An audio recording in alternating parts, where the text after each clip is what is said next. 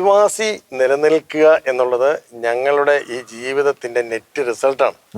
അപ്പോൾ ഇവിടെ കേരളത്തിൽ ക്രൈസ്തവ വിശ്വാസ സമൂഹം ഇവിടെ നിലനിൽപ്പിന് ഭീഷണി നേരിടുന്നുണ്ടെങ്കിൽ അതിൻ്റെ ഉത്തരവാദിത്വം ഏറ്റെടുത്തുകൊണ്ട് അതിനുള്ള പരിഹാര മാർഗം കണ്ടെത്തേണ്ടത് ആ വിശ്വാസ സമൂഹത്തിൽ നിന്ന് തന്നെ വിശ്വാസത്തിന് വേണ്ടി മാത്രം ജീവിതം സമർപ്പിക്കാൻ വേണ്ടി വിളി ലഭിച്ചിട്ടുള്ള അല്ലെങ്കിൽ അങ്ങനെ മക്കളെ കൊടുത്തതിൻ്റെ പേരിൽ ഇങ്ങനെ വൈദികരാകാൻ അവസരം കിട്ടിയിട്ടുള്ള ഞങ്ങളൊക്കെ തന്നെയാണ്, നമ്മൾ ഒരുമിച്ചാണ്. ഇന്നത്തെ പ്രതിസന്ധി നമ്മുടെ ഐഡന്റിറ്റി ആരാധന ചൊല്ലിയാണ്. അപ്പോൾ അതിൽ അപകടമുണ്ട്, ആശങ്കയുണ്ടെങ്കിൽ പറയുമ്പോഴും അതിലൊരു പ്രതീക്ഷയുള്ളത് ആരാധനയ്ക്കും ബലിപീഠത്തിനും കുർബാനയ്ക്കും ഇപ്പോഴും നമ്മുടെ ഏറ്റവും വലിയ വിഷയം നമ്മുടെ അല്ലെ ശ്രദ്ധാകേന്ദ്രം ബലിപീഠമാണ്, അൾത്താരയാണെന്ന് പറയുന്നത് ഈ ഐഡന്റിറ്റിയിലേക്ക് കൊണ്ടുവരുവാണ്. അപ്പൊ നമുക്കൊരു കൗതാശികമായ ഒരു സ്പിരിച്വാലിറ്റി, ഒരു ദേവാലയ കേന്ദ്രീകൃതമായ സ്പിരിച്വാലിറ്റി ഇത് വളർത്തിയെടുക്കണം. ദാമ്പത്യ ബന്ധം എന്ന് പറയുന്നത് ക്രിസ്തുവും സഭയും തമ്മിലുള്ള ബന്ധം പോലെയാണ്. ഞാൻ ജീവനേകാനും അത് സമൃദ്ധമായിട്ട് നൽകാനും വന്നു, ജോൺ 10:10. അപ്പോൾ ആ ഒരു സമൃദ്ധിയാണ്, അതാണ് ഈശോ. ജീവൻ നൽകി, സ്വന്തം ജീവൻ നൽകി മറ്റുള്ളവരുടെ വിശ്വാസത്തിനും കുടുംബത്തിനും ജീവൻ നൽകുക. അതാണ് ക്രൈസ്തവ കുടുംബം എന്ന് പറയുന്നത്. ജീവൻ നൽകുന്ന ബന്ധങ്ങളുടെ ചേർച്ചയാണ്, അത് കൗതാശികമായിട്ട് ചേർക്കപ്പെടുന്നതാണ്. ഇതെല്ലാമാണ് നമ്മുടെ ആശയം. ഇപ്പോൾ കേരള കത്തോലിക്ക സഭയെ നോക്കി കത്തോലിക്ക സഭ കർത്താവിനോട് ചോദിക്കുകയാണ്, ഞങ്ങൾ ഇനി പൂർണ്ണരാകാനായിട്ട് എന്ത് ചെയ്യണം? അപ്പം കർത്താവ് പറയുന്ന ഒരു സാങ്കല്പിക മറുപടി ഇങ്ങനെ ആയിരിക്കും എന്ന് വിചാരിക്കുകയാണ്, നിങ്ങൾക്കുള്ള സ്ഥാപനങ്ങളിൽ കുറച്ച് ഒക്കെ വിറ്റിട്ട് ഈ മീഡിയ രംഗത്ത് നിങ്ങൾ ഇൻവെസ്റ്റ് ചെയ്യുക. ഞാൻ നിലപാടോടെ അത് കർത്താവ് പറയിപ്പിച്ച കാര്യമാണ്. ആരിലൂടെയാണെന്നറിയോ? 2ാം വത്തിക്കാൻ കൗൺസിൽ കഴിഞ്ഞപ്പോൾ ജോൺ 23-ാമൻ മാർപ്പാപ്പ പിരിഞ്ഞു പോകുന്ന മുഴുവൻ പ്രാദേശിക സഭകളോടും പറഞ്ഞു വിട്ടത്, നിങ്ങൾക്ക് ഇനി നിങ്ങളുടെ സ്വന്തം നാട്ടിൽ വിശ്വാസ സമൂഹത്തെ നിലനിർത്തണമെങ്കിൽ സ്വന്തമായ മാധ്യമം ഉണ്ടായിരിക്കണം. അതിന് നിങ്ങളുടെ ആശുപത്രി വിറ്റാലും കോളേജ് വിറ്റാലും നിങ്ങൾ മാധ്യമം നടത്തണമെന്നാണ് പറഞ്ഞത്. കേരള സഭ ഇന്നോളം സ്വന്തമായൊരു പത്രം 138 വർഷമായിട്ട് നടത്തണം.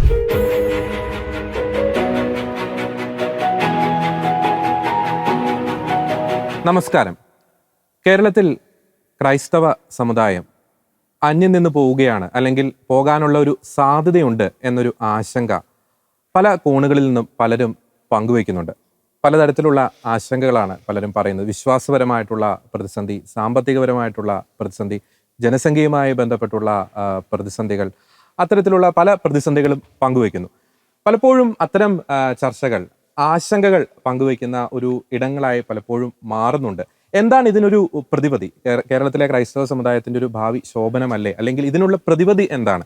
അതിനെപ്പറ്റി പലപ്പോഴും ചർച്ചകൾ പോകുന്നില്ല. അതിനുള്ള കൃത്യമായിട്ടുള്ള ഒരു ഇംപ്ലിമെൻറ്റേഷനിലേക്ക് പലരും എത്തുന്നില്ല എന്നൊരു വസ്തുത മുന്നിൽ നിൽക്കുമ്പോൾ ആ വിഷയത്തെക്കുറിച്ചാണ് ഇന്ന് അച്ഛൻ പുലികൾ എന്ന ഈ ഒരു പ്രോഗ്രാമിലെ നമ്മോടൊപ്പമുള്ള കേരള കത്തോലിക്ക സഭയിലെ വളരെ പ്രധാനപ്പെട്ട വൈദികരായ ഫാദർ റോയി കണ്ണഞ്ചിറ CMA, ഒപ്പം തന്നെ father Johnson Palappilly CMA, father Tom Olikkarott, ഒപ്പം തന്നെ ഫാദർ സ്കോട്ട് സ്ലീബ പുളിമൂടൻ, 4 വൈദികർ നമ്മോടൊപ്പമുണ്ട്. 4 വൈദികരും കൃത്യമായി തന്നെ ഇത്തരം വിഷയങ്ങൾ കൃത്യമായി തന്നെ പ്രതികരിക്കുകയും പരിഹാര മാർഗങ്ങൾ പല ഘട്ടങ്ങളിലും പല മീഡിയാസിലൂടെ പറയുകയും ചെയ്യുന്ന വൈദികരാണ്. അവരോട് തന്നെ നമുക്ക് ചോദിക്കാം, കേരളത്തിൽ ക്രൈസ്തവ സമൂഹം അന്യം നിന്ന് പോകാതിരിക്കുവാനുള്ള പരിഹാര മാർഗങ്ങൾ എന്തൊക്കെയാണ്? പ്രിയപ്പെട്ട അച്ഛന്മാരെ, ഈ എപ്പിസോഡിലേക്ക് സ്വാഗതം. നമുക്ക് പലപ്പോഴും ഞാൻ പറഞ്ഞതുപോലെ ഒരു ആശങ്കകൾ പങ്കുവയ്ക്കുന്ന ഇടങ്ങളായ പല ചർച്ചകളും മാറാറുണ്ട്. നമുക്കൊരു സൊല്യൂഷൻസിലേക്ക് ഒന്ന് പോകാമെന്ന് എനിക്ക് തോന്നുന്നത്. ഏറ്റവും തന്നെ റോയിച്ചൻ ഒന്ന് സ്റ്റാർട്ട് ചെയ്തോളൂ. നമ്മുടെ ക്രൈസ്തവ സമുദായം അന്യം നിന്ന് പോകാതിരിക്കാനുള്ള പല ഫാക്ടേഴ്സ് ഉണ്ട്. അതിൽ റോയിച്ചൻ പങ്കുവയ്ക്കുന്ന ഒരു ഫാക്ടർ ഏതായിരിക്കും? ഞാൻ എപ്പോഴും നമ്മുടെ വിശ്വാസ സമൂഹത്തെ ഏറ്റവും ആദരവോടെ കാണാൻ കാരണം വിശ്വാസത്തെ ആദരിക്കുന്നതുകൊണ്ടാണ്. വിശ്വാസം നിലനിൽക്കണമെങ്കിൽ വിശ്വാസി നിലനിൽക്കണം. അതാണ് അടിസ്ഥാനപരമായ ഒരു ചിന്ത. കാരണം നമുക്ക് വലിയ ദേവാലയങ്ങളുണ്ട്, വലിയ നമ്മുടെ സമുദായ സ്ഥാപനങ്ങളുണ്ട്, അതിലൊന്നും വിശ്വാസമില്ല. വിശ്വാസം നിലനിൽക്കണമെങ്കിൽ വിശ്വാസി നിലനിൽക്കണം. ഇപ്പം ഞങ്ങൾ 4 പേര് പുരോഹിതരാണ്. ജോർജിയാണ് വിശ്വാസികളെ പ്രതിനിധീകരിച്ചുകൊണ്ട് ഞങ്ങളുടെ നടുക്ക് ഇരിക്കുന്നത്. കർത്താവ് കുരിശിൽ കിടന്ന പോലെ അപ്പുറം ഇപ്പുറം ഞങ്ങൾ രണ്ട് പേര് വീതമുണ്ട്. വിശ്വാസി നിലനിൽക്കുക എന്നുള്ളത് ഞങ്ങളുടെ ഈ ജീവിതത്തിന്റെ നെറ്റ് റിസൾട്ടാണ്. അപ്പോൾ ഇവിടെ കേരളത്തിൽ ക്രൈസ്തവ വിശ്വാസ സമൂഹം ഇവിടെ നിലനിൽപ്പിന് ഭീഷണി നേരിടുന്നുണ്ടെങ്കിൽ അതിൻ്റെ ഉത്തരവാദിത്വം ഏറ്റെടുത്തുകൊണ്ട് അതിനുള്ള പരിഹാര മാർഗം കണ്ടെത്തേണ്ടത് ആ വിശ്വാസ സമൂഹത്തിൽ നിന്ന് തന്നെ വിശ്വാസത്തിന് വേണ്ടി മാത്രം ജീവിതം സമർപ്പിക്കാൻ വേണ്ടി വിളി ലഭിച്ചിട്ടുള്ള, അല്ലെങ്കിൽ അങ്ങനെ മക്കളെ കൊടുത്തതിൻ്റെ പേരിൽ ഇങ്ങനെ വൈദികരാകാൻ അവസരം കിട്ടിയിട്ടുള്ള ഞങ്ങളൊക്കെ തന്നെയാണ്, നമ്മൾ ഒരുമിച്ചാണ്. അപ്പം അങ്ങനെ ചിന്തിക്കുമ്പോൾ ഒരു വിശ്വാസ സമൂഹം എന്നുള്ള നിലയിൽ നമുക്ക് നിലനിൽക്കുന്നതിന് ചില മേഖലകളുണ്ടെന്ന് ഞാൻ ചിന്തിക്കുകയാണ്. ഒന്ന് വിശ്വാസ ഭദ്രതയാണ്. വിശ്വാസം എന്നത് സമൂഹം ഒരുമിച്ച് പങ്കിടേണ്ട ഏറ്റവും വലിയൊരു അനുഭവം തന്നെയാണ്. രണ്ടാമത്തേത് കുടുംബ ഭദ്രതയാണ്. ഞാനിത് പറയാം. മൂന്നാമത്തേത് സാമ്പത്തിക ഭദ്രത ഉണ്ടാവണം ഒരു വിശ്വാസ സമൂഹത്തിന്. നാലാമത്തേത് ഈ മാധ്യമ രാഷ്ട്രീയ ഭദ്രത ഉണ്ടാവണം. അപ്പം ആ രീതിയിൽ ചിന്തിക്കുമ്പോൾ നമുക്ക് ഈ വിശ്വാസ ഭദ്രതയാണ് അടിസ്ഥാനപരമായിട്ട് നമുക്ക് ഉണ്ടാകേണ്ടത്. അപ്പം അത് പിന്നെ നമ്മുടെ ഒരു പിന്നെ ഈ മൂത്ത വികാരി എന്നുള്ള നിലയിൽ നമ്മുടെ ടോമച്ചൻ അങ്ങ് തുടങ്ങട്ടെ എന്നാണ് എൻ്റെ മീഡിയ ഭദ്രത ജോൺസൺ പറഞ്ഞോട്ടെ. സാമ്പത്തികപരമായിട്ടുള്ള ഭദ്രത അതെ, പുള്ളി കുടുംബ ഭദ്രത ഞാൻ പാവം കുടുംബത്തിന്റെ കാര്യമൊക്കെ ഞാൻ നോക്കിക്കോളാം. ഓക്കെ. നമ്മള് വിശ്വാസ ഭദ്രതയെ കുറിച്ച് നമ്മൾ പറയാം. അടിസ്ഥാനപരമായി നമ്മുടെ വിശ്വാസം നമ്മൾ എവിടെയാണ് പ്രഘോഷിക്കുന്നത്? നമ്മൾ പഴയ ലത്തീൻ ചൊല്ലുണ്ടല്ലോ, ലെക്സ് ഒരാന്തി ലെക്സ് ക്രതേന്തി എന്ന് പറഞ്ഞാൽ rule of prayer. Rule of prayer is a rule of faith എന്ന് പറഞ്ഞാൽ പ്രാർത്ഥനയുടെ നിയമമാണ് വിശ്വാസത എന്ന് പറഞ്ഞാൽ. ഈ എല്ലാ വിശ്വാസവും ഫോം ചെയ്യുന്നത് ഒരു ആരാധന സമൂഹത്തിൽ നിന്നാണ്. ഏറ്റവും അടിസ്ഥാനപരമായി ചിന്തിച്ചത് നമ്മൾ ആരാണ്? നമ്മളൊരു ആരാധന സമൂഹമാണ്. അവിടെയാണ്, ഈ ആരാധന സമൂഹത്തിലാണ് വേദപുസ്തകം പോലും രൂപപ്പെട്ടത്. ബൈബിൾ രൂപപ്പെട്ട ആരാധന സമൂഹത്തിലാണ്. സഭയുടെ എല്ലാ കാര്യങ്ങളും ചട്ടവട്ടങ്ങൾ രൂപപ്പെട്ടത് ഈ ആരാധന സമൂഹത്തിലാണ്. ഇതിനെക്കുറിച്ച് ബെനഡിക്റ്റ് മാർപ്പാപ്പയുടെ വളരെ സുന്ദരമായ ഒരു ദർശനമുണ്ട്. അദ്ദേഹം പറയുന്നത്, ഈ ആരാധനയിൽ എവിടെയാണോ സമൂഹം വീഴ്ച വരുത്തുന്നത് അവർക്ക് നഷ്ടപ്പെടുന്നത് എന്താണെന്ന് ഇസ്രായേൽ ചരിത്രത്തിലേക്കാണ് അദ്ദേഹം നോക്കുന്നത്. എന്നിട്ട് പറഞ്ഞാൽ ഈജിപ്തിലെ അടിമകളായിരുന്ന സമൂഹത്തെ വിമോചിപ്പിച്ചു കൊണ്ടുവരാണ്. എന്തിനാണ് ഈ അടിമത്തിൽ നിന്നുള്ള വിമോചനം നടന്നത്? മരുഭൂമിയിൽ ഞങ്ങളുടെ ദൈവത്തെ ആരാധിക്കാൻ ഞങ്ങളെ വിട്ടയക്കണം. അപ്പൊ എന്തിനാണ് ഇവർ പുറപ്പെട്ടു പോകുന്നത്? ആരാധിക്കാനാണ്. അപ്പൊ ഈ അവരുടെ രാജ്യം രൂപീകരിച്ചതിനാണ്, ആരാധന സമൂഹത്തിനാണ് ദൈവം ഒരു രാജ്യം കൊടുത്തു. ദൈവത്തെ ആരാധിക്കാൻ ഒരു രാജ്യം കൊടുത്തു. എപ്പോഴൊക്കെ അവർ ദൈവത്തെ ആരാധിച്ചോ, അതിൽ കലർപ്പില്ലാതെ ആരാധിച്ചോ, രാജ്യം സുഭദ്രമായിരുന്നു. ആരാധനയിലെ അപാകതകൾ എന്തിലേക്ക് കൊണ്ടുപോവാണ്? രാജ്യം ശിഥിലമാക്കാണ് ആരാധനയിലെ. അപ്പം നമ്മൾ ഓരോ ക്രിസ്ത്യാനിയും ചിന്തിക്കേണ്ടത്, അത് ഏത് പ്രാദേശികമായ സങ്കുചിതവാദങ്ങൾക്കപ്പുറവും who are we are a worshipping community, ഒരു ആരാധന സമൂഹമാണ്. ദൈവം നമ്മളെ ഒരുമിച്ച് ചേർത്തത് ഈ ആരാധനയ്ക്ക് വേണ്ടിയിട്ടാണ്. അപ്പോൾ ഒരു ലിറ്റർജിക്കൽ സ്പിരിച്വാലിറ്റി ഉണ്ട്. അത് അൾത്താര കേന്ദ്രീകൃതമാണ്, ഇടവകപ്പള്ളി കേന്ദ്രീകൃതമാണ്. പല ആളുകളും പറയും, ഞാൻ വലിയ വിശ്വാസിയാണ്, സഭയെ സ്നേഹിക്കുന്നുണ്ട്. എവിടെയാണ് ആ സഭാസ്നേഹവും പ്രകടിപ്പിക്കുന്നത്? അയാൾ അംഗമായിരിക്കുന്ന ഇടവകയിലാണ്. അവിടെ ഒരു ഇടവകയിൽ ഒരു കാര്യത്തിന് പറ്റിയല്ല, ഞാൻ തീഷ്ണവതിയായ ക്രിസ്ത്യാനിയാന്ന് പറയുന്നതിനേക്കാൾ ഒരു പൊള്ളത്തരം വേറെ ഇല്ല. അപ്പം നമുക്ക് അതിൻ്റെ നമ്മുടെ സഭയുടെ ഒരു വലിയ മഹത്വം 2000 വർഷം ഈ ആരാധന സമൂഹം എന്നുള്ള ഐഡന്റിറ്റി കാത്തു സൂക്ഷിച്ചവരാണ്. ഇനി നമ്മൾക്ക് പല ആശങ്കകൾ ഉണ്ടെങ്കിൽ പോലും ഇന്നത്തെ നമ്മുടെ പ്രതിസന്ധി എന്തിനെ ചൊല്ലിയാണ്? ആരാധന. ഇന്നത്തെ പ്രതിസന്ധി നമ്മുടെ ഐഡന്റിറ്റി ആരാധന ചൊല്ലിയാണ്. അപ്പോൾ അതിൽ അപകടമുണ്ട്, ആശങ്കയുണ്ടെങ്കിൽ പറയുമ്പോഴും അതിലൊരു പ്രതീക്ഷയുള്ളത് ആരാധനയ്ക്കും ബലിപീഠത്തിനും കുർബാനയ്ക്കും ഇപ്പോഴും നമ്മുടെ ഏറ്റവും വലിയ വിഷയം നമ്മുടെ അല്ലെ ശ്രദ്ധാകേന്ദ്രം ബലിപീഠമാണ്, അൾത്താരയാണെന്ന് പറയുന്നത് ഈ ഐഡന്റിറ്റിയിലേക്ക് കൊണ്ടുവരുവാണ്. അപ്പൊ നമുക്കൊരു കൗതാശികമായ ഒരു സ്പിരിച്വാലിറ്റി, ഒരു ദേവാലയ കേന്ദ്രീകൃതമായ സ്പിരിച്വാലിറ്റി ഇത് വളർത്തിയെടുക്കണം. അത് വളർത്തിയെടുക്കാൻ വിശ്വാസികളുടെ സമൂഹം ഒരു കൂട്ടായ്മയാവണം. ആ കൂട്ടായ്മയുടെ നടുവിൽ കുർബാന ഒരു ആരാധനക്രമത്തിൽ അധിഷ്ഠിതമാണ്. ഞാൻ ഈ കൺവെൻഷൻ്റെ ഈ കാലത്തെ പെരുകുന്ന സ്പിരിച്വാലിറ്റിക്ക് സത്യത്തിൽ എനിക്ക് വ്യക്തിപരമായി എതിർപ്പുണ്ട്. കാരണം എതിർപ്പെന്ന് പറഞ്ഞാൽ അതിനെക്കുറിച്ചുള്ള ഒരു ശത്രുതയല്ല, പറയാൻ കാര്യം 1 ലക്ഷം 2 ലക്ഷം പേരെ കൊണ്ടുവന്ന് കൺവെൻഷൻ നടത്തി, വൻ വിജയമായി, എല്ലാവരും വീട്ടിൽ പോയി. What is remaining? അവശേഷിക്കുന്ന എന്താണ്? ആ പള്ളിയിലെ ഞായറാഴ്ച കുർബാനയ്ക്ക് കഴിഞ്ഞ ആഴ്ച വന്നത്ര ആളെ വരുന്നുള്ളെങ്കിൽ ഈ മാമാങ്കം എന്തിനാണ്? ഈ വന്ന ആളുകൾ എന്തിനാണ്? അപ്പം യഥാർത്ഥ ദേവാലയ കേന്ദ്രീകൃതമായ വിശുദ്ധ കുർബാനയിലും കൂദാശയിലും കേന്ദ്രീകൃതമായ ഒരു വിശ്വാസ ജീവിതമാണ് നമ്മൾ വളർത്തിയെടുക്കേണ്ടത്. അങ്ങനെ ഒരു വിശ്വാസ ജീവിതം വളർത്തിയെടുക്കാൻ നമുക്ക് സാധിക്കും. അതിന് തക്ക പാരമ്പര്യവും ദൈവശാസ്ത്രപരമായ ദർശനങ്ങളും ഉള്ള ഒരു സഭയാണ് നമ്മുടേത്. വർത്തമാനകാല പ്രതിസന്ധി പോലും അൾത്താരയോടുള്ള നമ്മുടെ സ്നേഹത്തിൽ നിന്നാണ്. അതുകൊണ്ട് ഇതൊക്കെ ആ ഒരു വിശ്വാസ സമൂഹമായിട്ട് വളരാൻ നമ്മളെ സഹായിക്കും. അത് വളരെ പ്രധാനപ്പെട്ട ഒരു പോയിന്റ്. കാരണം ഒരു ഇടവക കേന്ദ്രീകൃതമായ ഒരു ജീവിതം കൂദാശ കേന്ദ്രീകൃതമായ ഒരു ജീവിതം, അത് തീർച്ചയായിട്ടും കേരള സഭ നേരിടുന്ന ഒരു പ്രതിസന്ധിക്ക് ഒരു വലിയ അളവ് വരെ കൃത്യമായിട്ടുള്ളൊരു പരിഹാര മാർഗമാണ് ടോമസൻ പങ്കുവച്ചത്. ഇനി കുടുംബ പദ്ധതിയിലേക്ക് ചോദിച്ചാൽ കേട്ടോ. തീർച്ചയായിട്ടും നമ്മുടെ സഭയുടെ അടിസ്ഥാന ഏകകം കുടുംബമാണ്. ഗാർഹിക സഭ എന്നാണ് നമ്മൾ കുടുംബത്തെ വിളിക്കുന്നത്. അപ്പോൾ വിശുദ്ധ പൗലോസ്ലീഹ എഫെസസുകാർക്ക് എഴുതിയ ലേഖനത്തിൽ 5-ാമത്തെ അധ്യായത്തിൽ നമ്മൾ വായിക്കുന്ന പോലെ ദാമ്പത്യ ബന്ധം എന്ന് പറയുന്നത് ക്രിസ്തുവും സഭയും തമ്മിലുള്ള ബന്ധം പോലെയാണ്. ഞാൻ ജീവനേകാനും അത് സമൃദ്ധമായിട്ട് നൽകാനും വന്നു, ജോൺ 10:10. അപ്പോൾ ആ ഒരു സമൃദ്ധിയാണ്, അതാണ് ഈശോ.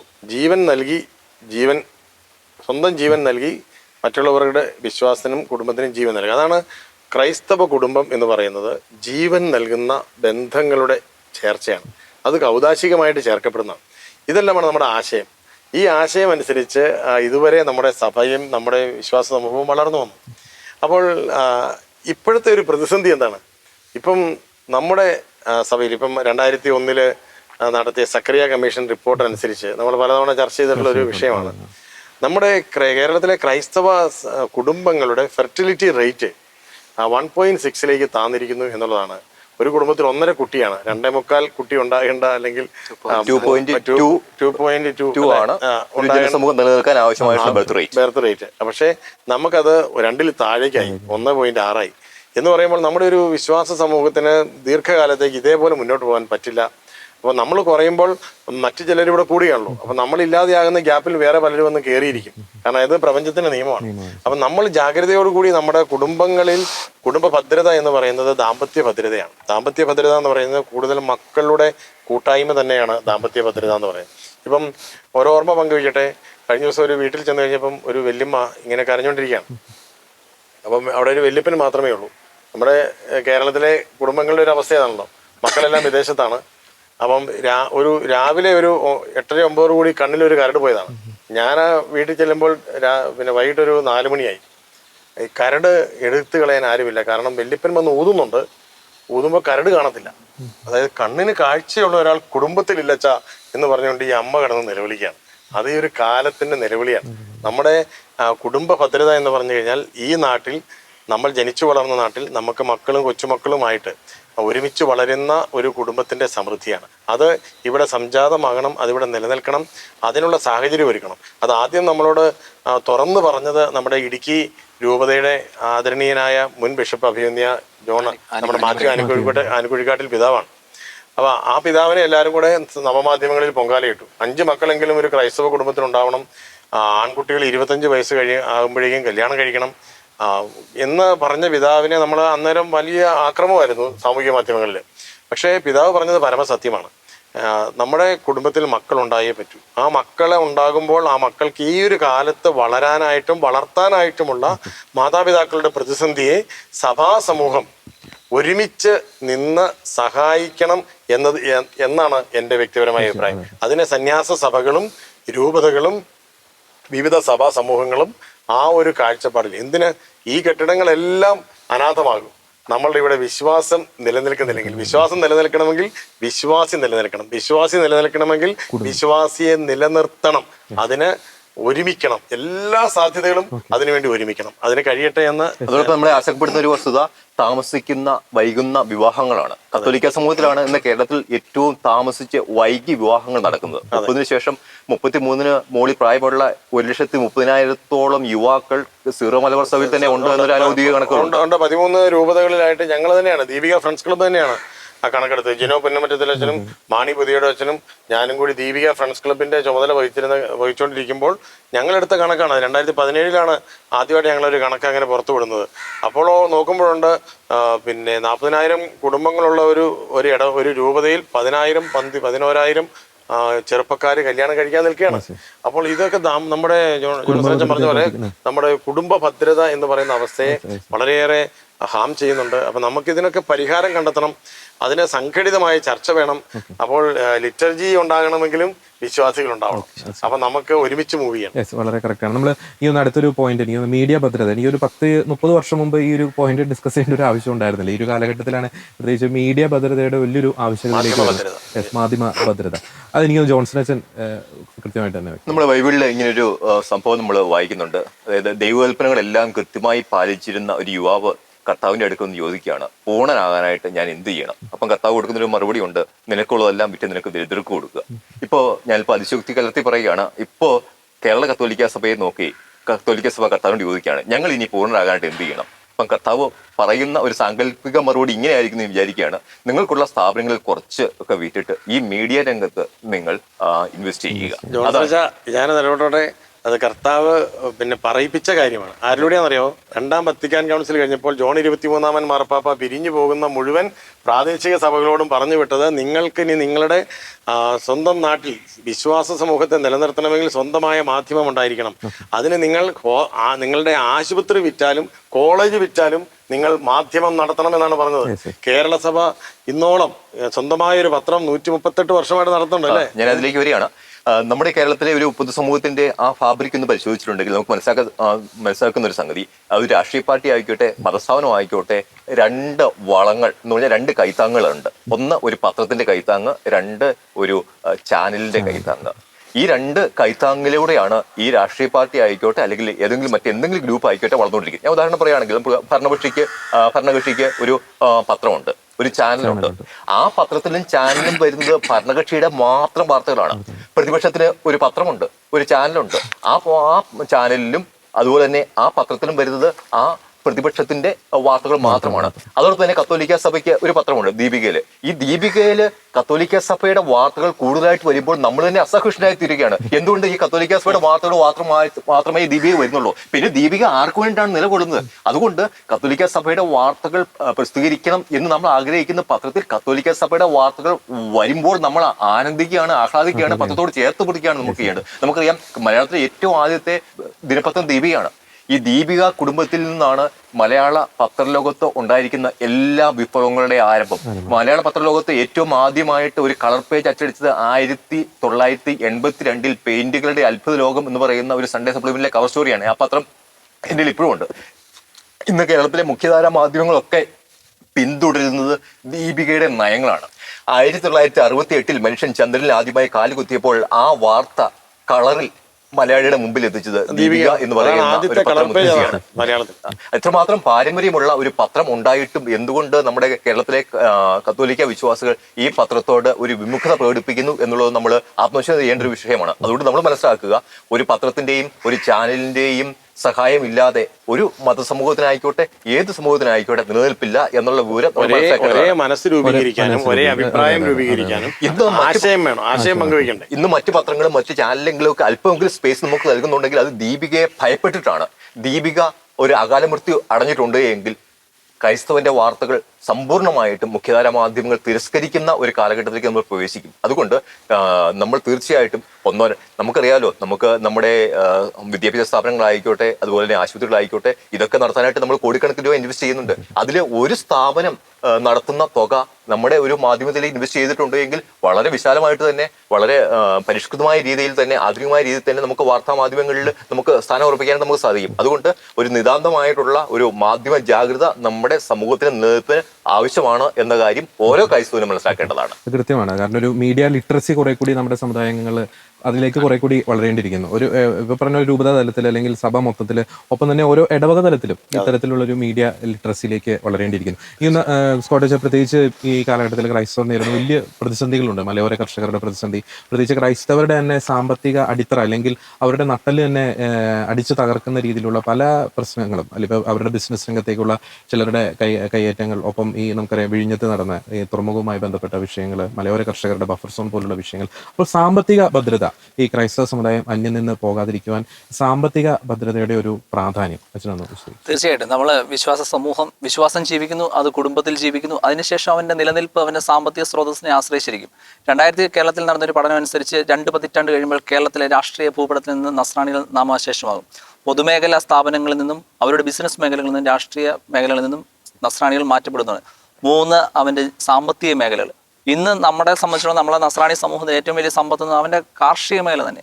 നമ്മൾ കുടിയേറ്റ കർഷകരെ അന്നും സഭ സംരക്ഷിച്ച് നിർത്തിയിട്ടുണ്ട്. കുടിയേറ്റ മേഖലയിൽ ഇന്ന് വിലകൾ നഷ്ടപ്പെടുന്നു. സാധനങ്ങൾക്ക് വിലയില്ല. ഉൽപ്പാദിപ്പിക്കുന്നത് നെല്ലിനാണെങ്കിൽ പോലും, തീരദേശത്തു നിന്നാണെങ്കിൽ പോലും, ഇടനാട്ടിലാണെങ്കിൽ പോലും ശേഖരിക്കുന്നതിന് താങ്ങുവിലയില്ല. ഇനി അഥവാ ഇതൊക്കെ എങ്ങനെയെങ്കിലുമൊക്കെ പരിഹരിച്ച് മുൻപോട്ട് പോകുന്ന വെച്ചാൽ വന്യമൃഗങ്ങളുടെ ശല്യം. മലയോര നാട്ടിൽ ജീവിക്കാൻ കഴിയാത്ത രീതിയിലേക്ക്, ഒരിക്കൽ പോലും കാട് കണ്ടിട്ടില്ലാത്ത പന്നികളാണ് ഇന്ന് നമ്മുടെ നാട്ടിലൊക്കെ ജീവിക്കുന്നതെന്ന് പലപ്പോഴും പലയിടത്തും പ്രസംഗിച്ച് നമ്മൾ കേട്ടിട്ടുണ്ട്, പലരും പറഞ്ഞിട്ടുമുണ്ട്. അപ്പോൾ ഇങ്ങനെ വരുമ്പോൾ ഈ വന്യജീവ നിയന്ത്രിക്കാൻ വേണ്ടിക്ക് കഴിഞ്ഞ വർഷം 921 കോടി കേന്ദ്ര ഗവൺമെൻറ് കൊടുത്തത് അത് എവിടേക്ക് പോയി? അതിന് വേണ്ട പ്രതിവിധികൾ ഈ കേരളത്തിൻ്റെ ഭാഗത്തുനിന്ന് എവിടെയെങ്കിലും ഉണ്ടായിട്ടുണ്ടോ?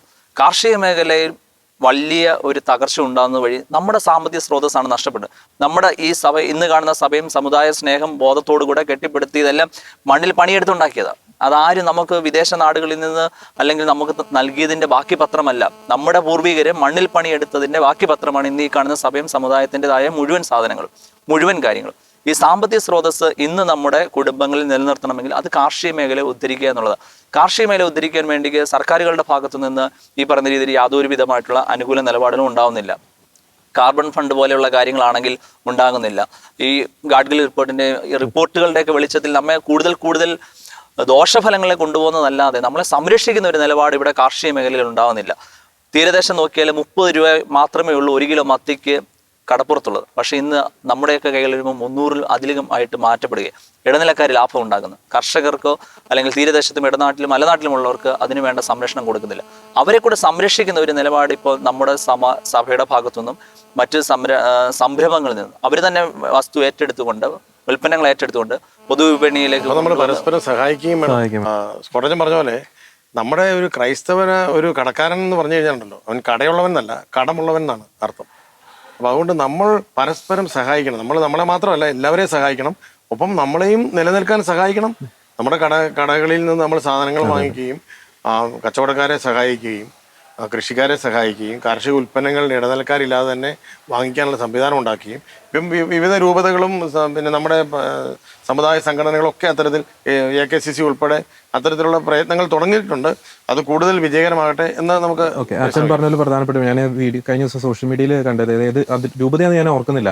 അപ്പോൾ ആ രൂപതയിൽ ആ ഒരു ഇടവകയിൽ അച്ഛൻ പള്ളി അറിയിപ്പുകളിൽ കൃത്യമായിട്ട് പറയാം, ആ ഇടവകയിൽ ആ ഇടവക്കാർ സ്റ്റാർട്ട് ചെയ്ത സംരംഭങ്ങളെ കുറിച്ചുള്ള അറിയിപ്പ്, അത് വ്യത്യസ്തങ്ങളായിട്ടുള്ള സംരംഭങ്ങൾ, ഇപ്പം കടയായിക്കോട്ടെ അല്ലെങ്കിൽ എന്തെങ്കിലും ബ്യൂട്ടി പാർലർ ആയിക്കോട്ടെ, അത് അത്തരത്തിലൊന്ന് ഇടവകയിലൊന്ന് അറിയിക്കുക. അതൊരു പ്രൊമോഷൻ കൊടുത്തു കഴിഞ്ഞാൽ തന്നെ നമ്മുടെ ആൾക്കാർ ബിസിനസ്സിൽ പച്ചപിടിക്കാനുള്ള എല്ലാ സാധ്യതയുണ്ട്. അപ്പൊ അത്തരത്തിലുള്ള ഒരു കാര്യം കർഷകരുടെ ഒരു അതിജീവനത്തില് ഒരു ചെറിയ കാര്യം, നമ്മൾ പരമ്പരാഗതമായി നമ്മുടെ കർഷകർ തേങ്ങ ഇടുന്നു, കൊപ്ര ആക്കുന്നു, ഇതേ ചിന്തയുള്ളൂ. പക്ഷെ ഈ കാലത്ത് നമുക്ക് അതിജീവനത്തിന് മൂല്യവർദ്ധിത മേഖലകളിലേക്ക് നമ്മൾ കടക്കേണ്ടതുണ്ട്. അത് വളരെ പ്രധാനപ്പെട്ടതാണ്, വാല്യൂ ആഡഡ് പ്രോഡക്റ്റ് ആക്കി. ഇപ്പോൾ ഉദാഹരണം പറഞ്ഞാൽ മാനന്തവാടി രൂപത ബയോ വിൻ എന്ന് പറഞ്ഞൊരു പ്രോഗ്രാം 425 കോടി ടേൺ ഓവർ അവർക്ക് കഴിഞ്ഞ വർഷം ഉണ്ടായെന്നാണ്. ഇപ്പോൾ തലശ്ശേരി രൂപത ബയോ മൗണ്ടൻ എന്ന് പറഞ്ഞൊരു പ്രോജക്റ്റ് തുടങ്ങി. എനിക്ക് തോന്നുന്നു ഇടുക്കി രൂപതയ്ക്കും കാഞ്ഞിരപ്പള്ളി രൂപതയ്ക്കും ഒക്കെ അവരുടെ മലനാട് ഡെവലപ്പ്, ഇതെല്ലാം അതിജീവനത്തിന്റെ പുതിയ സാധ്യതകൾ. നമുക്ക് സമ്പത്തുണ്ടാകണമെങ്കിൽ സാമ്പത്തിക ഭദ്രതയ്ക്ക് കർഷക സമൂഹമാണ് ബേസിക്കലി നമ്മൾ. അപ്പോൾ ഈ അതിജീവനത്തിന്റെ സാധ്യതകൾ നമ്മൾ പുതുതായി ഉള്ള സാധ്യതകളെ നമ്മൾ കണ്ടെത്തണം എന്നുള്ളതൊരു വളരെ പ്രധാനപ്പെട്ട കാര്യമായിട്ട് തോന്നുന്നു. അതോടൊപ്പം തന്നെ നമ്മുടെ ക്രൈസ്തവര് വെറും ഉൽപാദകർ മാത്രമാണ്. ഇപ്പം മത്സ്യബന്ധന മേഖലയിലാണെങ്കിലും കാർഷിക മേഖലയിലാണെങ്കിലും ഇപ്പം കർഷകൻ ഒരു ഏത്തക്കൊല കൃഷി ചെയ്തു, അവൻ മാർക്കറ്റിൽ കൊണ്ടുപോകുന്നു, അവൻ 20 രൂപയ്ക്ക് വ്യാപാരിക്ക് കൊടുക്കുന്നു. ആ വ്യാപാരി ഒരു 15 മിനിറ്റ് കഴിയുമ്പോഴത്തേക്ക് 40 രൂപയ്ക്ക് മറിച്ച് വിൽക്കുകയാണ്. അതുകൊണ്ട് 20 മിനിറ്റ് കൊണ്ട് ഇടനിലക്കാരൻ ഈ കർഷകന്റെ ഒരു 6 മാസത്തെ 1 മാസത്തെ അല്ല 1 വർഷത്തെ അധ്വാനത്തിന് തുല്യമായ ആ തുക ഒരു 15 മിനിറ്റ് കൊണ്ട് ഉണ്ടാക്കുകയാണ്. പക്ഷെ നമ്മൾ ഉൽപാദകർ എപ്പോഴും ചൂഷണത്തിന് വിധേയമായിക്കൊണ്ടിരിക്കുന്നു. ശക്തമായിട്ട് ഇറങ്ങുക എന്നുള്ളത് വളരെ പ്രധാനപ്പെട്ട ഒരു കാര്യമാണ് ബിസിനസ് കച്ചവട രംഗത്തെ. കാരണം നമ്മളെ ഈ തെക്കോട്ട് മാപ്പിള എന്നറിയപ്പെടുന്ന ക്രിസ്ത്യാനിയായിരുന്നു. മാപ്പിള എന്ന് പറയുന്നതിന് ഒരു ചരിത്രമുണ്ട്. മഹാപിള്ള ലോപിച്ചാണ് മാപ്പിള ഉണ്ടായത്. ആരാണ് മഹാപിള്ള? കച്ചവട പ്രമാണിമാർക്ക് തിരുവിതാംകൂർ രാജാക്കന്മാർ കൽപ്പിച്ചു നൽകിയിട്ടുള്ള ഒരു സ്ഥാനപ്പേരാണ് മാപ്പിള. ഇന്ന് ഉള്ള കടയെല്ലാം അടച്ച് അനുദിനം വീട്ടിലായിരിക്കും നമ്മൾ. ഏതവസ്ഥയിലേക്കാണ്? അപ്പോൾ നമുക്ക് പണം ഉണ്ടാവണം, വ്യവസായം, ബിസിനസ്, കൃഷി, ഇതിലെല്ലാം നമ്മുടെ ആളുകൾ ഇതൊന്നും രക്ഷപ്പെടുകയല്ലാത്ത മേഖലയല്ല. നമുക്ക് മാത്രമേ ഇതൊന്നും പറ്റാത്തുള്ളൂ. ക്രിസ്ത്യാനി കച്ചവടം നടത്തിയാൽ അത് പൊട്ടും. മറ്റാളുകളൊക്കെ ഇതൊക്കെ ചെയ്യുന്നുണ്ടല്ലോ. പൊട്ടിക്കാൻ ശ്രമിക്കുന്നവരുണ്ടാവും, വളരെ ബോധപൂർവ്വം ശ്രമിക്കുന്നുണ്ട്. പിടിച്ചു നിർത്താൻ ഒരു തരത്തിലും സഹായിക്കാത്ത സാഹചര്യങ്ങളും ഉണ്ട്. പക്ഷെ അപ്പൊ നമ്മൾ ആരുടെയും ശത്രുക്കളാകണ്ട. നമ്മൾ ആരെയും ശത്രുക്കളാക്കുകയും വേണ്ട. ഞാൻ ഇത്രേ പറയാറുള്ളൂ. നമ്മുടെ സമുദായ ഭദ്രതയെ പറ്റി പറയുമ്പോൾ നമ്മൾ ഒരിക്കലും മറ്റൊരു സമുദായത്തിനോ മറ്റൊരു മതത്തിനോ എതിരല്ല. ക്രൈസ്തവൻ എതിരല്ല. പക്ഷെ ക്രൈസ്തവൻ ചെയ്യേണ്ടതാണ്, ഞാൻ എന്താണ് ചെയ്യേണ്ടത്? ഞാൻ മറ്റൊരാൾക്ക് എതിരാവുകയല്ല, ഞാൻ എനിക്ക് അനുകൂലമാവുകയാണ് ചെയ്യേണ്ടത്. ക്രൈസ്തവൻ അന്ന് അനുകൂലമായാൽ മതി. മറ്റൊരാളെ സപ്പോർട്ട് ചെയ്തോട്ടെ. നമ്മൾ ആരുടെയും വളർച്ചയിൽ നമുക്ക് അസൂയയില്ല. ആരും ഇവിടെ നിലനിൽക്കുന്നതിൽ നമുക്ക് തടസ്സമില്ല. മറ്റൊരാളുടെ നിലനിൽപ്പ് നമ്മുടെ നിലനിൽപ്പിനെ തടസ്സപ്പെടുത്തുന്നേ ഇല്ല. പക്ഷെ നമുക്ക് അനുകൂലമാകുക എന്ന് പറയുന്നത് ഒരിക്കലും വിഭാഗീയതയല്ല. അതുപോലെ റോജ, നമ്മൾ ആരെയും തടസ്സപ്പെടുത്തുന്നില്ല, ആരുടെയും വളർച്ച. പക്ഷെ നമ്മുടെ നിലനിൽപ്പ് അപകടത്തിലാക്കാൻ ചിലർ വളരെ ബോധപൂർവമായി ശ്രമിക്കുന്നു എന്ന് നമ്മൾ തിരിച്ചറിയുമ്പോൾ പരസ്പരം സഹായിക്കാതെ ഇനിയൊരു നിലനിൽപ്പില്ല. തീർച്ചയായിട്ടും സഹായിക്കണം. അതാ ഞാൻ പറഞ്ഞു, നമുക്ക് അനുകൂലമാകണം. നമ്മൾ ഇതുവരെ നമുക്ക് അനുകൂലമാകുന്നില്ല. പ്രോ ക്രിസ്ത്യൻ ഒരു ആറ്റിറ്റ്യൂഡ് ഉണ്ടാകണം. സമുദായത്തോട് ഒരു വളരെ അനുകൂലമായ ഒരു മനോഭാവം. ഒരു കാര്യം കൂടി ഒന്ന് പോയിന്റ് ഔട്ട് ചെയ്യാൻ ആഗ്രഹിക്കുകയാണ്. പ്രത്യേകിച്ച് മീഡിയ ജാഗ്രതയുമായി ബന്ധപ്പെട്ട്, മാധ്യമ ജാഗ്രതയുമായി ബന്ധപ്പെട്ട് നമുക്ക് പറയാം, കഴിഞ്ഞ ഈ അടുത്ത നാളുകളിൽ നമ്മൾ അമൽജ്യോതി കോളേജിലേക്ക് നടന്ന സംഭവം, അവിടേക്ക് ഒരു പറ്റം ആളുകൾ ഇരച്ചു കയറുന്നു. ഒപ്പം തന്നെ ഈ നമ്മുടെ മലബാർ മേഖലകളിലൊക്കെ നമ്മുടെ വിദ്യാഭ്യാസ സ്ഥാപനങ്ങൾക്ക് നേരെ ഈ ഹിജാബൊക്കെ ആയിട്ട് ബന്ധപ്പെട്ട പല വിവാദങ്ങളൊക്കെ നടക്കുന്നു. അപ്പോൾ അത്തരത്തിലുള്ള കാര്യങ്ങൾ നടക്കുമ്പോൾ ആ മാനേജ്മെന്റ് ഒന്ന് സപ്പോർട്ട് ചെയ്യും. നമ്മുടെ കുറെ ആളുകൾ അല്ലെങ്കിൽ അത് എന്താ നിയമവിരുദ്ധമായിട്ടുള്ള ഒരു എതിർപ്പ് പ്രകടിപ്പിക്കാനല്ല, അപ്പോൾ ഒരു കുറെ കൂടി നമ്മുടെ പ്രാദേശിക തലത്തിൽ ജാഗ്രതാ കമ്മീഷനുകൾ, ഇപ്പോൾ ഒരു അമൽജ്യോതി കോളേജിനെതിരെ ഈ അനാവശ്യമായിട്ടുള്ള കോളേജിനെ താറടിക്കാൻ അത്തരം ശ്രമങ്ങൾ നടക്കുന്നു, ആളുകൾ വരുന്നു. അപ്പോൾ മാനേജ്മെന്റും അവിടെ കുറച്ച് വൈദികരും പകച്ചു നിൽക്കുന്നു. പക്ഷെ ഞങ്ങളുണ്ട് കൂടെ എന്ന് പറഞ്ഞ് പ്രാദേശിക തലത്തിൽ ആ മാനേജ്മെന്റ് അല്ല നമ്മുടെ സ്ഥാപനങ്ങളെ സപ്പോർട്ട് ചെയ്യുന്ന തലത്തിലുള്ള ജാഗ്രതാ സമിതികൾ, അതൊരു മാത്രമല്ല മാധ്യമ ഭദ്രതയുടെ ഒരു ആവശ്യമാണത്. അമൽജ്യോതിയിൽ ഒരു വിഷയം വന്നപ്പോൾ അത് ഇന്റർനാഷണൽ വിഷയമായി മാറി. സമാനമായി മറ്റൊരു എഞ്ചിനീയറിംഗ് കോളേജിൽ വന്നു കഴിഞ്ഞപ്പോൾ അതിന് നീതീകരണം ഈ ആരോപണം ഉന്നയിച്ച മാധ്യമങ്ങൾ തന്നെ ആത്മഹത്യക്ക് നീതീകരണം പറയാണ്. അതാണ് മാധ്യമ പക്ഷപാതം എന്ന് പറയുന്നത്. അപ്പൊ അതിന് പകരം നമ്മൾ മാധ്യമ ജാഗ്രതയുള്ള ഒരു സമൂഹമായി നമ്മൾ ഉണരുക തന്നെ. അതും ഒരൊറ്റ ആഴ്ചക്കുള്ളിൽ കേരളത്തിലെ മാധ്യമങ്ങളുടെ ഡബിൾ നിലപാട്. തലേ 2 ദിവസം കഴിഞ്ഞാണ് അവിടെ ആ പയ്യൻ മരിക്കുന്നത്. അതിനെക്കുറിച്ച് ആർക്കും വാർത്തയല്ല. ഇവിടെ ഇത് എങ്ങനെയെങ്കിലും ഈ കോളേജ് തകർക്കണം, അമൽജ്യോതി തകർക്കണം, അത് ആരുടെയൊക്കെ അജണ്ട? അത് നമ്മുടെ ഹോസ്പിറ്റലുകൾക്ക് നേരെയുണ്ട്. ഹോസ്പിറ്റലുകളിൽ മരണം നടക്കുന്നു. ക്രൈസ്തവ സ്ഥാപനങ്ങളാണെങ്കിൽ ഈ സമരം നടന്നത് തെരഞ്ഞു പിടിച്ച് ക്രൈസ്തവ ഹോസ്പിറ്റലുകളുടെ മുമ്പിലാണ് സമരം നടന്നത്. അപ്പം നമ്മൾ തിരിച്ചറിയേണ്ട ഒരു കാര്യം, വളരെ കൃത്യമായി ഈ സമുദായത്തെ ഇതിന്റെ നിലനിൽപ്പ് തകർക്കാൻ ഒരുപറ്റം ആളുകൾ കരുക്കൾ നിൽക്കുന്നുണ്ട്. അതിനെക്കുറിച്ചൊരു തിരിച്ചറിവും അതിലെ പ്രതിരോധിക്കാൻ സാമുദായിക ഐക്യമല്ലാതെ മറ്റൊരു അതിനുണ്ടല്ലോ ടോമച്ചാ. ഇപ്പം നമ്മൾ ഇതിങ്ങനെ പറഞ്ഞെന്നോർത്തുകൊണ്ട് സമുദായിക ഐക്യം ഉണ്ടാകുകയില്ല. നമ്മളീ പറയുന്ന സമുദായം എന്ന് പറയുന്ന വിശ്വാസ സമൂഹം അവരുടെ നിലനിൽപ്പിന് വേണ്ടി കിണഞ്ഞ് പരിശ്രമിക്കുകയാണ്. ആ പരിശ്രമത്തിൽ സഭയുടെ ഈ നമ്മുടെ പൗരോഹിത്യ ശുശ്രൂഷ നിർവഹിക്കുന്ന, സന്യാസ ശുശ്രൂഷ നിർവഹിക്കുന്ന സഹോദരങ്ങൾ കൂടി നമ്മൾ ലോകം മുഴുവനും പോയി സുവിശേഷം പ്രഘോഷിക്കുകയാണ്. പക്ഷെ സ്വന്തം ചവിട്ട് മണ്ണിൽ, നമ്മൾ ചവിട്ടി നിൽക്കുന്ന മണ്ണിൽ നമ്മളുടെ വിശ്വാസം നമുക്ക് തന്ന നമ്മുടെ മാതാപിതാക്കൾ ഉൾപ്പെടുന്ന സഹോദരങ്ങൾ ഉൾപ്പെടുന്നവർ നിലനിൽപ്പിനായി ക്ലേശിക്കുകയാണ്. അപ്പോൾ പരസ്പരം ഒരു സൗഹാർദ്ദപൂർവമായ ഒരു സഹകരണ മുന്നേറ്റം ഉണ്ടാകാതെ ഇവിടെ ഈ പറയുന്ന വിശ്വാസ സമൂഹ ഭദ്രത നമുക്ക് ഇവിടെ വളർത്താനായിട്ട് കഴിയില്ല. അപ്പൊ അത് ഉണ്ടാകട്ടെ എന്നായിരിക്കണം നമ്മുടെ ഒരു ചിന്ത. തീർച്ചയായിട്ടും നമ്മൾ തുടങ്ങിയത് തന്നെ ഒരു വിശ്വാസ സമൂഹത്തിന് ഒരു 4-5 ഭദ്രത ഉണ്ടാകണം എന്ന് പറഞ്ഞുകൊണ്ട് തന്നെയാണ്. അത് വിശ്വാസ ഭദ്രതയാണ് ഒന്നാമത്തേത്. അപ്പോൾ അത് ടോമച്ചൻ വളരെ ഭംഗിയായിട്ട് നമ്മളുടെ ദിവ്യബലി കേന്ദ്രീകൃതമായ ആ ഒരു വിശ്വാസ സമൂഹത്തിൻ്റെ നിർമ്മിതിയും വളർച്ചയും വളരെ വ്യക്തമായ രീതിയിൽ അവതരിപ്പിച്ചു. അത് ബിബ്ലിക്കലാണ്, അത് നമ്മുടെ പാരമ്പര്യത്തിൽ അധിഷ്ഠിതമാണ്, അത് വിശുദ്ധ കുർബാനയിൽ അധിഷ്ഠിതമാണ്, ഇടവക കേന്ദ്രീകൃതമായ ഒരു വിശ്വാസ സമൂഹ വളർച്ചയാണ്. അത് തീർച്ചയായിട്ടും നമുക്ക് നിലനിർത്താൻ കഴിയട്ടെ. ഒപ്പം നമ്മുടെ കുടുംബം എന്ന നമ്മുടെ ആ ഒരു വലിയ ഏകകം അത് കൂദാശയാണ്. അപ്പോൾ ആ ഒരു വിവാഹം എന്ന കൂദാശ പവിത്രമായി നിലനിൽക്കട്ടെ. പുരുഷനും സ്ത്രീയും തമ്മിൽ, ക്രൈസ്തവ വിശ്വാസികളായ പുരുഷനും സ്ത്രീയും തമ്മിൽ വിവാഹിതരാകുമ്പോൾ മാത്രമാണ് ക്രൈസ്തവ കുടുംബം രൂപീകരിക്കപ്പെടുന്നത്.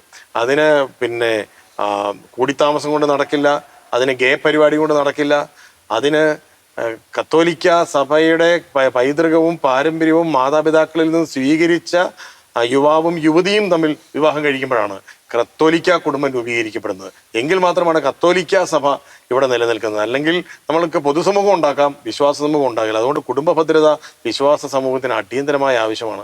ഒപ്പം തന്നെ ജോൺസൺ അച്ഛൻ പറഞ്ഞതുപോലെ നമുക്ക് ഒരേപോലെ ചിന്തിക്കാനായിട്ട് ഒരു മാധ്യമത്തെ നമുക്ക് പിന്തുണയ്ക്കേണ്ടതുണ്ട്. ഷക്കീന ചാനൽ പോലെ, ദീപിക പോലെ നമ്മുടെ സഭയുടെ കാഴ്ചപ്പാടുകൾ അവതരിപ്പിക്കുന്ന മാധ്യമത്തെ നമ്മൾ പിന്തുണയ്ക്കേണ്ടതുണ്ട്. ഈ മാധ്യമത്തിൻ്റെ നേതൃത്വത്തിൽ തന്നെ വേണം സാമ്പത്തിക ഭദ്രത എന്ന പ്രവർത്തിക്കുന്ന കാർഷിക മേഖലയുടെയും വ്യവസായ മേഖലയുടെയും ചെറുകിട വ്യവസായ മേഖലയിലെയും നമ്മളുടെ വിശ്വാസ സമൂഹത്തിന് നിലനിൽക്കാൻ വേണ്ടിയുള്ള അവകാശ പോരാട്ടം നടത്തേണ്ടതിന് ഇന്ന് മാധ്യമം തന്നെയാണ് വേണ്ടത്. അതുകൊണ്ട് നമുക്ക് വിശ്വാസ ഭദ്രതയിലൂടെയും കുടുംബ ഭദ്രതയിലൂടെയും ഈ മാധ്യമ ഭദ്രതയിലൂടെയും സാമ്പത്തിക ഭദ്രതയിലൂടെയും ഒരു സമുദായ ഭദ്രത, ഭദ്രമായൊരു സമുദായം ഇവിടെ ഉണ്ടാക്കാൻ നമുക്ക് ഒരുമിച്ച് മുന്നോട്ട് നീങ്ങാം എന്ന ഒരു ആഹ്വാനത്തോടു കൂടിയാണ് ഈ ഒരു ചർച്ച നമ്മളിവിടെ സമാപിക്കുന്നത്. വളരെ വ്യക്തമായിട്ടൊരു സന്ദേശമാണ് ഈ ഒരു ചർച്ച പ്രേക്ഷകരുടെ മുന്നിൽ വയ്ക്കുന്നത്. ഒരിക്കലും ഒരു പ്രത്യാശ കൈവിടരുത്. ക്രൈസ്തവ സമുദായം അന്യം നിന്ന് പോവുകയാണ് എന്നൊരു ആശങ്ക അത് വാസ്തവം തന്നെയാണ്. പക്ഷേ അതിനേക്കാളൊക്കെ ഉപരി നമ്മളിവിടെ ഡിസ്കസ് ചെയ്ത പല ഫാക്ടേഴ്സും ഉണ്ട്. അത് കൃത്യമായി തന്നെ ഇംപ്ലിമെൻ്റ് ചെയ്താൽ നമ്മുടെ ഒരു പ്രത്യാശ കൈവിടാതെ തന്നെ ക്രൈസ്തവ സമൂഹത്തിൻ്റെ ഒരു ഭാവി ശോഭനമാണ് എന്ന് നമുക്ക് കൃത്യമായിട്ട് തന്നെ പറയാൻ സാധിക്കും. അത് ഇംപ്ലിമെൻ്റ് ചെയ്യാൻ കൃത്യമായി തന്നെ അത് അവതരിപ്പിക്കുവാൻ അല്ലെങ്കിൽ അത് നടപ്പാക്കുവാനുള്ള ഒരു ആർജവത്വം, ഇച്ഛാശക്തി നമ്മുടെ നേതൃത്വങ്ങൾക്കും ഒപ്പം തന്നെ നമ്മുടെ വിശ്വാസി സമൂഹത്തിനും ഉണ്ടാകട്ടെ എന്ന് ആശംസിക്കുകയാണ്. വളരെ പ്രബലമായിട്ടുള്ള ഒരു സമുദായമായി കേരളത്തിൽ ക്രൈസ്തവ സമുദായം വളരട്ടെ, പ്രശോഭിക്കട്ടെ എന്ന് ആശംസിച്ചുകൊണ്ട് ഈ ഒരു ചർച്ച വൈൻഡപ്പ് ചെയ്യുന്നു. പ്രിയപ്പെട്ട അച്ഛന്മാർക്ക് പ്രത്യേകം നന്ദി. Thank you.